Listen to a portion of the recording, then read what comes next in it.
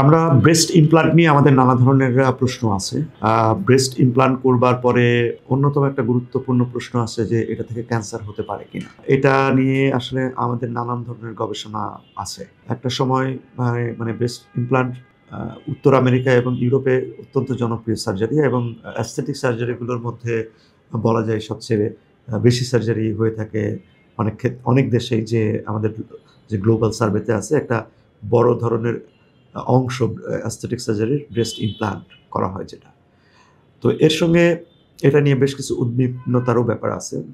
মাঝখানে এমন একটা পরিস্থিতির সৃষ্টি হয় বিশেষ করে নর্থ আমেরিকাতে, ইউএসএতে আরকি, যে ব্রেস্ট ক্যান্সার হওয়ার একটা পসিবিলিটি থাকে ব্রেস্ট ইমপ্লান্ট করার দীর্ঘদিন পরে।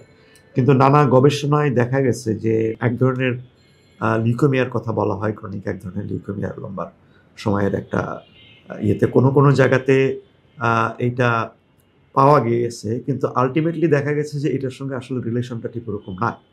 তো আমরা আমাদের দীর্ঘমেয়াদী গবেষণা তাতে আল্টিমেটলি এইটার সম্পর্কটার খুব জোরালো কোনো ভিত্তি নাই।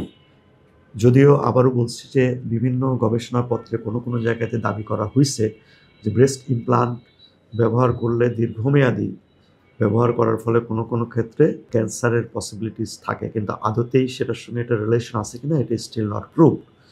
এবং সাধারণভাবে আমরা এই ক্ষেত্রে ইমপ্লান্ট করবার পরে রেগুলার বেসিসে ফলো আপের একটা ব্যবস্থা থাকে। সুতরাং বলা যেতে পারে যে ব্রেস্ট ইমপ্লান্ট খুব একটা নিরাপদ পদ্ধতি এবং ক্যান্সারের ভয়ে থেকে বিরত থাকবার তেমন কোনো কারণ নেই। ধন্যবাদ।